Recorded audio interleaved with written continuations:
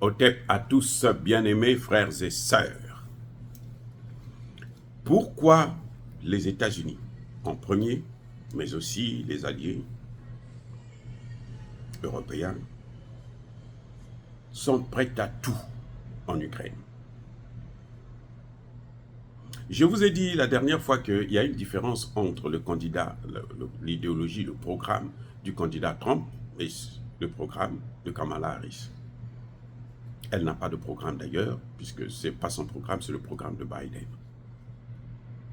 Et ce programme de Biden, ce programme-là, nous le connaissons, c'est ce que nous sommes en train de voir aujourd'hui. Ils sont prêts à tout pour aller jusqu'au bout de leur logique, c'est-à-dire faire la guerre, même nucléaire, déclencher la Troisième Guerre mondiale. Pourquoi? Pourquoi ils sont prêts à tout? Ce n'est pas parce que l'Ukraine va gagner et a perdu que la Russie est en train de l'emporter ou l'a déjà emporté. C'est pas ça le problème. Il y a autre chose derrière la victoire de la Russie. Cette victoire imminente et inévitable a des conséquences graves au niveau mondial et international. Et oui, c'est ça le problème. Cette victoire russe sur l'Ukraine, qui est soutenue par les pays de l'OTAN,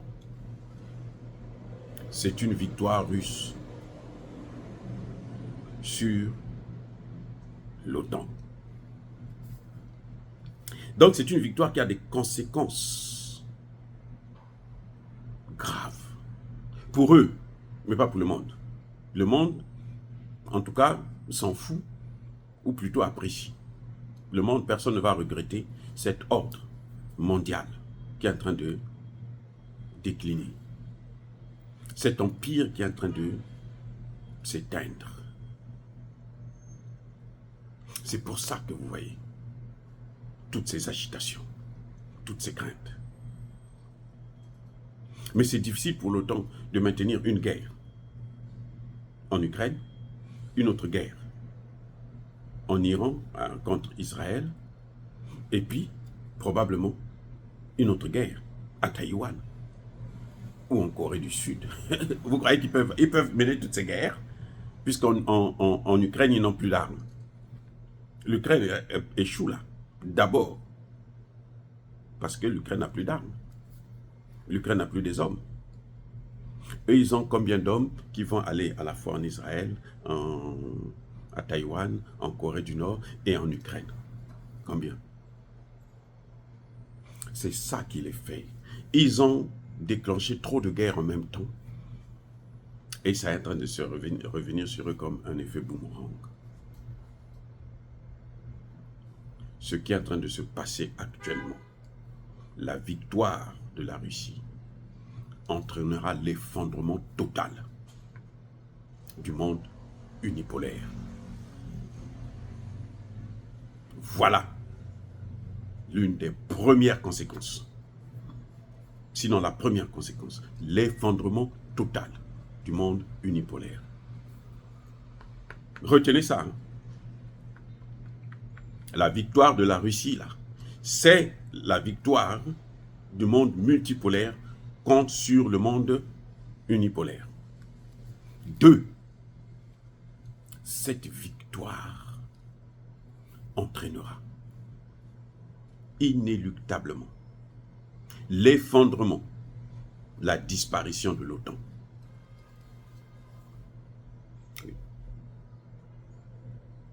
À quoi ça sert la plus grande, l'OTAN, pendant près de 50 ans, plus même 80 ans, ils ont fêté les 80 ans. Mais en tout cas, pendant les 30 dernières années qui ont suivi, les 30 années qui ont suivi la dislocation, l'autodislocation de l'URSS, l'OTAN était la plus grande institution militaire, organisation mondiale militaire, l'OTAN. La Russie, seule, est venue à bout de cette OTAN.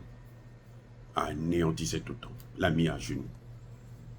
Donc vous voyez, il y a deux conséquences graves que les Américains ne savent pas gérer, ne peuvent plus gérer. Si Kamala Harris arrivait au pouvoir, elle va chercher à prolonger la guerre, mais elle va gérer plusieurs guerres en même temps. Et l'Amérique même sera atteinte de cette guerre. La guerre viendra sur le sol américain. Oui.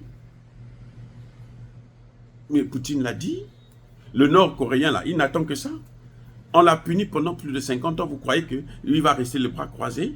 Mais ce sera là le moment pour lui de se venger, puisque l'Amérique est affaiblie. L'Amérique a l'arme nucléaire, lui, il en a aussi. Eh oui. Il n'a pas peur. Ça dit que Cabri mort n'a pas peur du couteau. Il y a une autre conséquence.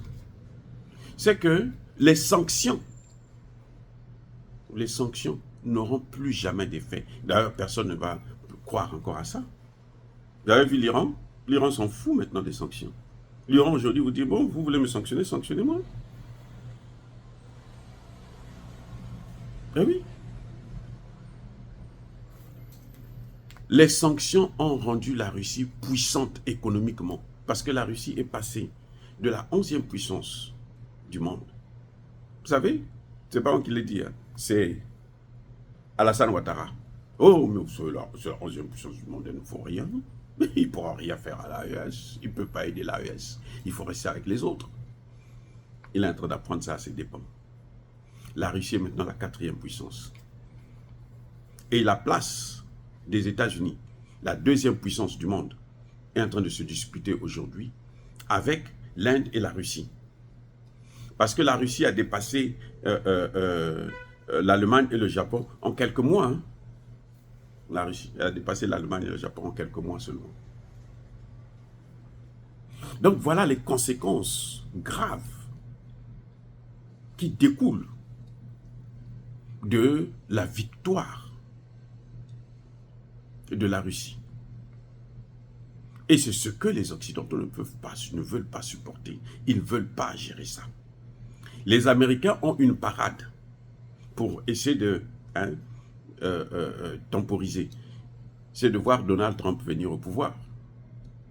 Parce que Donald Trump viendra, il dit, bon, moi je ne suis pas un homme de guerre et tout, on va négocier. On va sacrifier l'Ukraine. Parce que Donald Trump n'est pas un enfant du cœur, hein.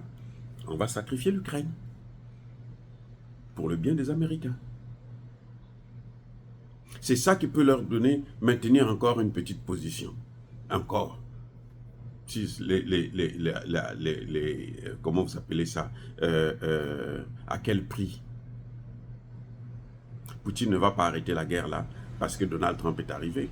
Parce que Donald Trump impose la paix, non? Donc, Donald Trump n'a rien imposé à la Russie. Donald Trump va négocier. Vous avez vu Donald Trump aller négocier avec la Corée du Nord? Oui. Lui, il négocie. C'est ça l'avantage. C'est ça qui va sauver un peu l'image des États-Unis. Mais si c'est Kamala Harris, là, vous allez voir que les États-Unis vont être écrasés. Ils seront par terre.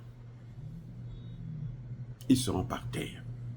Parce que quand Poutine va finir avec eux, là, en Ukraine, il va aller avec eux. Il va maintenant les attaquer dans l'AES. Bien sûr. Vous croyez que l'Ukraine est partie en train de soutenir les terroristes, non? Mais ils ont maintenant des drones, non? Qu'est-ce que vous croyez que Poutine va faire? Mais lui aussi va les suivre là-bas.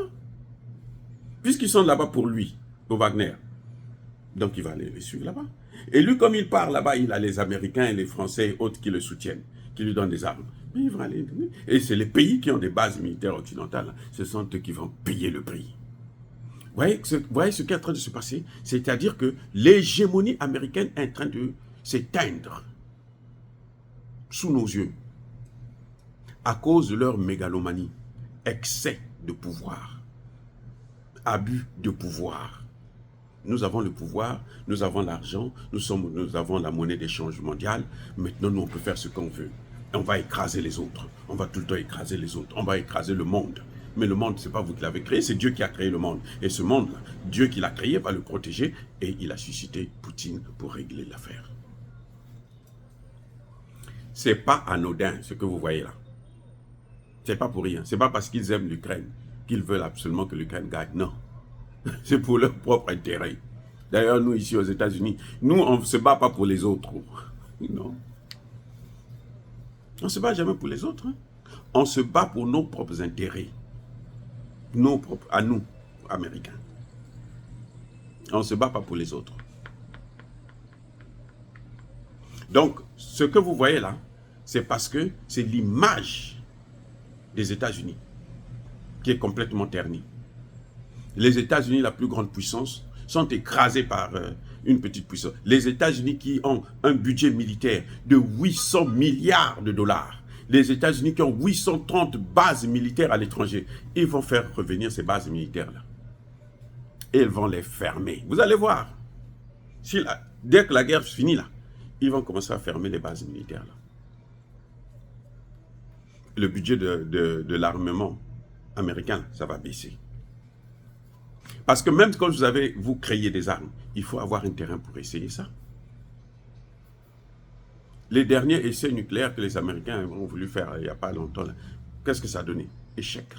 Ça n'a pas marché. Et donc, il faut avoir des terres, de l'espace. La Russie a l'espace pour s'exercer. Mais les Américains, ils ont quel espace? Alors, vous allez encore s'exercer en Afrique, mais les Africains ne veulent plus de ça. Ça va précipiter votre chute.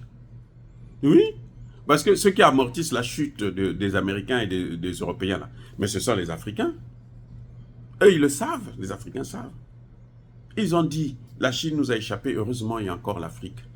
On peut s'adosser contre les Africains. Les Africains vont mettre les mains là, comme eux, ce sont des moutons. Vous pouvez les taper, ils vont revenir. Vous pouvez taper, ils vont revenir. Qu'est-ce que vous appelez? On n'y peut rien. Mais ces Africains-là sont en train de changer aussi maintenant. C'est ça le problème.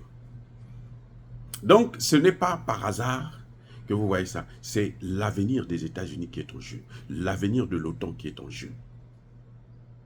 C'est l'hégémonie de l'OTAN qui est en jeu. Mais il faut savoir une chose, qu'aucune puissance, c'est pour ça qu'il vaut mieux, même si vous êtes puissant là, soyez modéré. Il ne faut jamais être abusé de votre pouvoir. Quand vous abusez de votre pouvoir, c'est ça, là, ce que vous voyez là, avec les États-Unis, c'est ça qui vous arrivera. Le moment venu là, vous allez trouver un gangster. Parfois il est petit. Le budget militaire de la Russie, c'est 50 milliards. Si vous prenez le budget des États-Unis et des pays de l'OTAN, là, c'est 10 fois plus ou 15 fois plus le budget de la Russie. Mais regardez ce que les Russes font. Ils ont des avions. Ils sont les F-16 là. En fait, les F-16 là, c'est pas un missile patriote qui a détruit ça. C'est des Sukhoi 57. Ils ont maintenant le Sukhoi 77. Ils ont maintenant le MiG 41. C'est-à-dire que avec 50 milliards de budget militaire, les autres, ils vont, même les Américains, les 50 milliards, là, les 800 milliards, s'ils investissaient, ils achetaient des entreprises, ils laissaient les Africains se développer. L'Amérique allait s'enrichir encore plus. Eux, ils préfèrent venir, 50 milliards, ils donnent aux militaires, ils viennent venir taper les gens là-bas, tuer les gens et tout, et puis voler vos matières premières. Maintenant, les gens n'en veulent plus. En Irak, on est en train de les chasser maintenant. Ils sont en train de faire le gros dos là, mais vous allez voir, ils vont partir. On est en train de les chasser. Le Parlement irakien dit, on ne veut plus vous voir ici. On est en train de les chasser.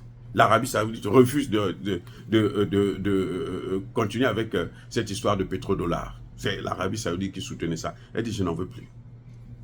Ça devient compliqué. Vous allez faire quoi? Et tout ça, ce sont les conséquences de la guerre en Ukraine. Parce qu'ils ont déclenché cette guerre. Parce qu'ils ont saisi les avoirs de la Russie. Parce que. Et les gens n'ont plus confiance en l'Amérique. Les gens n'en veulent plus. Dire cela, c'est inciter à la haine ou à la violence. Non. Yaba colère, veilla malin. Mais encore une fois de plus, bien-aimés frères et sœurs, je persiste et je signe. Soyez bénis, soyez abondamment bénis par le Dieu des Kémites et par nos ancêtres angélisés. Mais que tous ceux qui persécutent le continent africain, le pillent et le déstabilisent, qu'ils soient noirs, blancs, chinois, arabes, juifs, indiens ou qui qu'ils soient punis, maudits, foudroyés, neutralisés, écrasés, effacés par le Dieu des Kémites et par nos ancêtres angélisés. Vive l'Afrique éternelle, j'ai dit et j'assume.